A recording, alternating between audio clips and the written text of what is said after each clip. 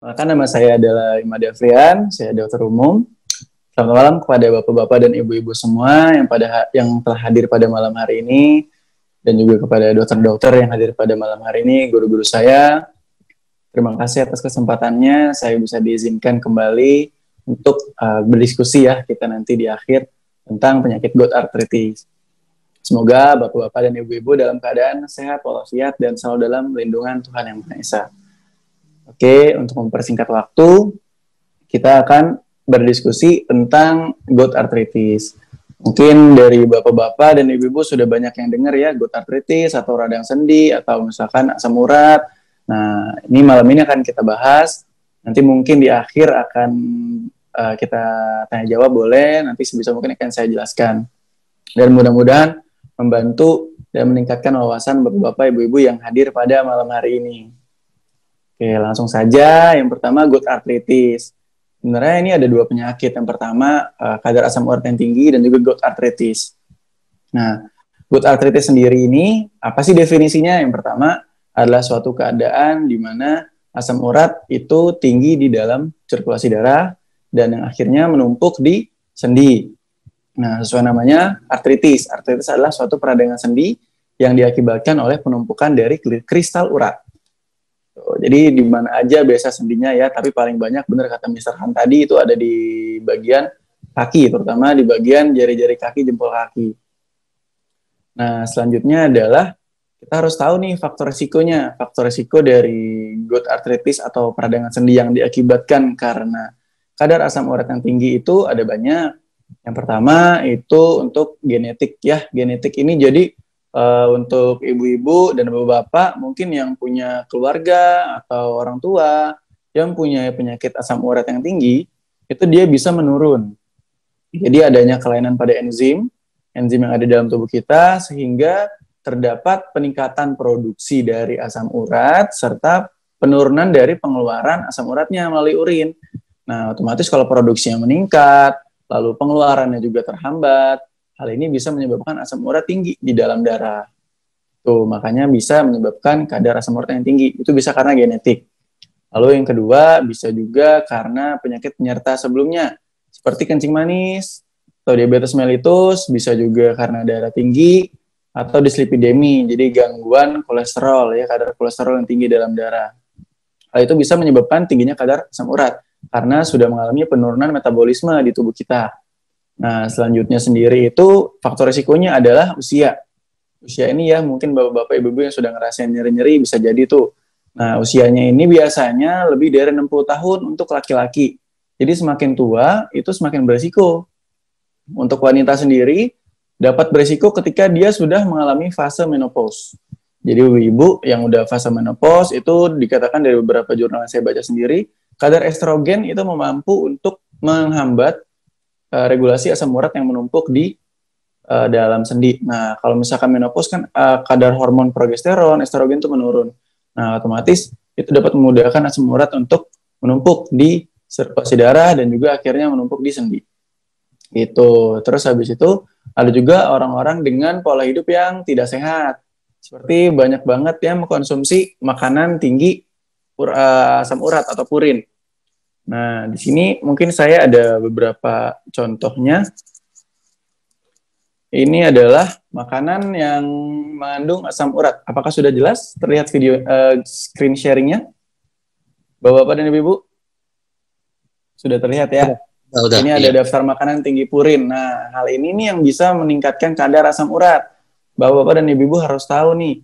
Nah, itu ada kafein, coklat, limpa, domba ya, dan hati. Nah, ini makan makanan biasanya tuh yang daging-daging merah, daun-daunan hijau, nah tuh melinjo, tuh siapa yang suka melinjo, paruh sapi. Nah, daging-daging ini yang biasanya meningkatkan kadar asam urat ya. Seafood itu juga, bahkan tempe pun ada kadar asam uratnya karena termasuk kacang-kacangan, tahu juga ada.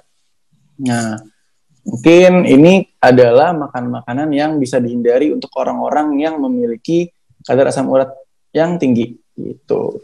Nah, oke, sudah jelas ya semuanya ya. Selanjutnya adalah dari gejalanya. Nah, gimana sih asam urat yang tinggi ini bisa buat gejala klinis pada pasien? Jadi yang pertama dari faktor resikonya tadi ya yang mendasari. Jadi dia sudah punya ada riwayat genetik keluarganya, pola makan yang nggak sehat, minumnya kurang, konsumsi alkohol. Nah, itu biasanya faktor-faktor risiko tersering. Dan juga usia-usia tua yang bisa membuat kadar asam urat kita tinggi. Nah, pada saat keadaannya tinggi, dia pada malam hari, seperti kata Mr. Han tadi, dia akan menumpuk. Jadi, pada saat kita beraktivitas, itu kita melakukan berbagai macam gerakan, seperti berjalan, lalu berlari. Nah, itu tuh menyebabkan mikrotrauma. Mikrotrauma itu artinya trauma atau luka yang kecil ya, yang ada di bagian sendi-sendi kita, seperti yang membunyikan tangan. Nah, itu juga bisa membuat mikrotrauma. Mikrotrauma ini yang nantinya akan membuat asam urat itu berpindah dari bagian pembuluh darah ke bagian persendian.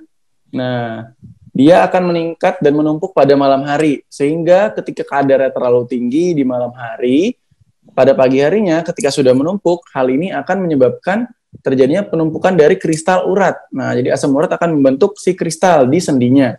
Ketika sudah membentuk sendi, otomatis di situ akan terjadi sel peradangan. Banyak sekali sel-sel radang yang akan menghancurkan si asam uratnya, karena asam urat itu nggak harus di dalam sendi, harusnya di sirkulasi darah, karena dia banyak dihancurkan oleh sel tubuh. Nah, proses dari penghancuran asam urat oleh sel-sel tubuh kita yang dinamakan inflamasi ini yang menyebabkan gejala klinis, seperti dia bisa kemerahan, bisa membengkak, bisa juga timbul rasa nyeri, bisa juga sampai tidak bisa berjalan, gitu ya. Jadi bisa bengkak, merah, nyeri, panas, tidak bisa berjalan. Itu awalnya mungkin bisa di satu sendi, tapi di akhir nanti bisa beberapa sendi. Nah, itulah bagaimana caranya asam urat bisa menyebabkan gejala klinis pada manusia. Jadi memang kadarnya tinggi di sendi dan itu berusaha dihancurkan dan dikurangi oleh si sel-sel tubuh kita. Makanya ada respon peradangan. Peradangan itu yang buat asam urat dan juga kita mengalami keluhan gitu. Selanjutnya adalah stadiumnya nih. Jadi berdasarkan buku yang saya baca, itu ada beberapa stadium yang paling sering diderita oleh orang-orang di Indonesia. Yang pertama ada 3 stadium ya. Pertama ada stadium akut, yang kedua adalah intrakritikal, dan yang ketiga adalah kronis. Kalau misalkan stadium akut, ini biasanya paling sering diderita nih. Jadi stadium akut ini biasanya nyerinya itu pada pagi hari, ciri khasnya dia di satu sendi, biasanya di bagian kaki ya, di jari kaki, lalu nyerinya sangat berat, tapi cepat hilang. Tuh. Bahkan sampai tidak bisa berjalan. Ada yang cepat, ada yang tidak, tergantung dari kadar asam uratnya. Nah, kalau misalkan dari beberapa sumber sendiri, nyerinya itu bisa berjalan dari beberapa jam sampai dengan beberapa hari pada keadaan akut ini. Nah, biasanya pada keadaan akut ini yang membuat pasien datang ke dokter. Itu ya. Jadi di sini stadiumnya sangat berat pada saat awal karena pasien baru merasakan pertama kali nyeri tersebut atau serangan akut ini. Dan serangan akut ini apabila tidak diobati, nantinya akan terjadi penumpukan di dalam persendiannya. Ketika dia menumpuk di satu sendi, dia akan mencoba menumpuk lagi di sendi lainnya apabila kadar dari asam uratnya itu tidak dikurangi. Sehingga nantinya ketika kadar asam urat tinggi di sendi, dia akan membentuk kristal urat. Seperti itu. Itu stadium akut yang paling sering. Lalu stadium yang kedua adalah interkritikal. Jadi di sini stadiumnya asimptomatis ya. Kalau bahasa kedokterannya itu jadi stadium yang tidak ada gejalanya. Walaupun tidak ada gejala, tapi tetap saja memiliki kadar asam urat atau kristal urat yang tinggi di dalam persendiannya, di cairan-cairan sendinya. Jadi pada saat dokter melakukan pemeriksaan, biasanya kita aspirasi ya. Aspirasi itu kita mengambil cairan dari sendinya, lalu dicek di laboratorium. Biasanya didapatkan hasil kadar asam urat yang tinggi, tapi belum ada gejala. Seperti itu. Jadi memang kadar asam urat tinggi, tapi tidak ada gejala, dan ini biasanya diderita oleh orang-orang dengan fase interkritikal. Nah, tapi walaupun dia tidak ada gejala, ketika dia meningkat kadarnya nanti tiba-tiba, ini akan menyebabkan nyeri yang sangat hebat, bahkan bisa sampai beberapa sendi. Nah, ini stadium yang tiba-tiba membuat orang itu merasa nyeri kembali gitu. Ini biasanya berulang nyerinya. Kalau nyeri sudah berulang, biasanya stadium interkritikal. Selanjutnya stadium dari kronis. Nah, kalau udah kronis ini udah bertahun-tahun ya, biasanya 10 tahun. Nah, biasanya untuk orang-orang yang mengalami stadium kronis ini, pasiennya udah membeli obat-obatan sendiri tuh. Kayak misalkan dia udah self medication, jadi udah beli obat sendiri. Oh, habis minum obat hilang, ntar beli lagi di warung atau di apotik. Habis minum obat enakan, habis minum obat enakan. Nah, memang obat itu meredakan nyeri tapi tidak menurunkan kadar asam uratnya, sehingga nyeri yang diderita secara terus-menerus akan berlangsung. Nah, beda dengan obat-obatan yang menurunkan kadar asam urat. Nah, biasanya pada fase kronis ini pasien melakukan hal itu. Nah, itu adalah hal yang menurut saya salah, di mana kalau meredakan nyeri kita harus meredakan nyeri dari sumbernya. Seperti itu. Nah, dari keadaan kronis ini sendiri, selain nyerinya berulang dan pasien memiliki efek untuk mengobati penyakitnya sendiri, itu ada beberapa komplikasi yang bisa terjadi pada saat stadium kronis. Stadium kronis ini memiliki komplikasi beberapa. Yang pertama itu adalah gagal ginjal ya. Jadi kadar asam urat ini nggak hanya ada di sendi, tapi bisa sampai di ginjal. Nah, kadar asam urat ini harusnya dibuang di urin. Ketika dia banyak di sirkulasi darah, ginjal akan sulit untuk menyaringnya. Dan ketika dia banyak, membuat ginjal bekerja lebih keras. Ginjal ketika bekerja lebih keras secara kronis, ini akan menyebabkan penurunan fungsi dari ginjal. Ginjalnya bisa rusak. Gitu, karena dia menyaring secara terus-menerus, bekerja lebih keras daripada orang normalnya dengan orang yang tidak memiliki kadar asam urat yang tinggi. Itu. Jadi orang dengan asam urat yang tinggi itu ginjalnya bekerja lebih keras, nanti bisa terjadi penumpukan batu. Selain gagal ginjal kronis, penumpukan batu juga bisa terjadi untuk orang-orang dengan kadar asam urat yang tinggi. Nah, penumpukan batunya itu bisa di mana aja. Saluran ginjal tuh, saluran kemih itu banyak, ada di ginjal, di bawah ginjal salurannya, kandung kencing sampai keluar. Nah, itu bisa di mana aja, tergantung lokasi penumpukan dari batu asam uratnya. Gitu, kalau udah terjadi penumpukan batu asam urat, namanya batu saluran kemih. Ya, bisa batu ginjal, batu ureter, batu uretra, batu saluran, batu kandung kemih. Nah, itu bisa komplikasi, bisa sampai membentuk si batunya dan harus dioperasi kalau misalkan batu sudah besar. Itu, jadi emang komplikasi banyak banget, jadi jangan dianggap remeh ya untuk bapak-bapak dan ibu-ibu yang punya penyakit asam urat, rutin dikontrol penyakitnya. Selanjutnya adalah bagaimana dokter menegakkan diagnosis. Yang pertama dari pemeriksaan wawancara. Dari jurnal sendiri memang wawancara ini prosesnya sangat baik ya untuk menegakkan diagnosa, bahkan dari 80-90% penyakit bisa ditegakkan dengan wawancara. Yang pertama kita tanyakan dulu, biasanya pasien akan mengeluh terdapat nyeri akut pada pertama kali ya.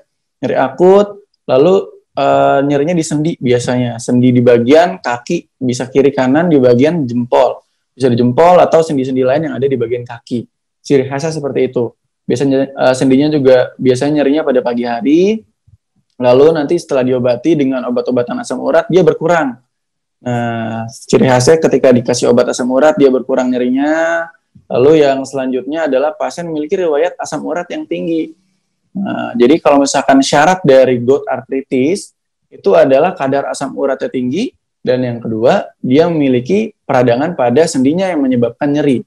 Ya, jadi ada dua itu yang dapat menegakkan diagnosis pasien mengalami gout arthritis. Kadar asam urat yang tinggi dan juga terjadi peradangan pada sendinya. Nah, selanjutnya itu ada beberapa pemeriksaan tambahan. Itu yang mungkin nice to know aja ya. Yang pertama itu tadi saya sudah sebutkan di awal, itu bisa aspirasi cairan di bagian sendinya. Itu jadi bisa disedot cairan sendinya, lalu dicek di dalam lab seberapa banyak kristal uratnya, seberapa banyak juga sel-sel imun yang ada di sana yang menyebabkan nyeri. Nah, itu bisa mengukur kadar keparahan dari penyakitnya gitu. Dan juga pasien bisa dilakukan pemeriksaan asam urat biasanya ya, yang sering dilakukan di klinik-klinik atau di rumah sakit. Nah, kadar asam urat yang tinggi biasanya kita langsung obati. Itu. Nah, pengobatannya itu ada dua macam. Ada non farmakologi dan juga farmakologi dengan obat-obatan dan juga dengan pola hidup. Yang pertama dengan pola hidup dulu ya. Dan non farmakologi ini biasanya tujuannya sendiri untuk mengurangi kadar asam urat yang ada di dalam darah. Tuh. Jadi kalau misalkan kadar asam urat di dalam darah sudah turun, keluhan tidak ada, nah itu berarti pengobatannya berhasil. Karena tujuan dari dokter untuk mengurangi kadar asam uratnya, sehingga mengurangi gejala klinisnya. Itu yang pertama dari konsumsi buah-buahan dan sayur. Tadi kan disebutkan, buah-buahan mungkin banyak sekali ya yang bisa dikonsumsi, tapi sayur mungkin dipilih lagi sama bapak-bapak dan ibu-ibu yang mempunyai kadar asam urat yang tinggi. Nah, sayur-sayuran biasanya itu yang hijau-hijau itu dikurangi ya, kacang-kacangan itu dikurangi. Mungkin bisa diganti kayak kentang, wortel. Nah, itu sayur-sayurannya bagus tuh. Karena kadar asam uratnya tidak terlalu tinggi dari yang lain. Selanjutnya bisa juga olahraga rutin, lalu konsumsi air mineral yang cukup ya, jadi harus banyak minum agar asam urat itu dapat dikeluarkan melalui saluran kemih, itu dibuang melalui urin. Selanjutnya bisa menggunakan juga suplementasi seperti ion negatif karena dia memiliki efek untuk membantu proses penurunan kadar zat-zat yang menyebabkan peradangan. Jadi kalau zat-zat peradangannya berkurang, otomatis nyerinya juga berkurang. Nah, ini bisa membantu proses penyembuhan, tapi harus menggunakan obat-obatan juga. Karena suplementasi, makanan, yang lainnya itu hanya bersifat suportif. Ya, seperti itu. Selanjutnya kita akan mungkin nice to know aja sih obat-obatannya. Itu ada obat-obatan yang menurunkan kadar asam urat ya. Seperti allopurinol, bisa juga mungkin bapak-bapak, ibu-ibu pernah dengar yang namanya colchicine, indomethacin ya, atau steroid, bahkan ada yang disuntik hormon. Seperti itu. Nah, itu tadi penjelasan mengenai asam urat. Jadi asam urat ini penyakit yang tidak bisa diremehkan ya, karena bisa memicu berbagai macam penyakit dari yang ringan sampai yang berat. Tuh, kita kan maunya bapak-bapak dan ibu-ibu sehat semua dan terhindar dari beberapa penyakit yang berbahaya. Jadi jangan sampai terkena komplikasinya, cek selalu kesehatan dokter, jangan lupa pola hidupnya ya, rajin olahraga, banyak makan buah-buahan, suplementasi yang baik. Dan di masa pandemi ini jangan lupa selalu pakai masker dan selalu cuci tangan. Mungkin itu saja dari saya. Terima kasih, selamat malam, dan salam swastiastu.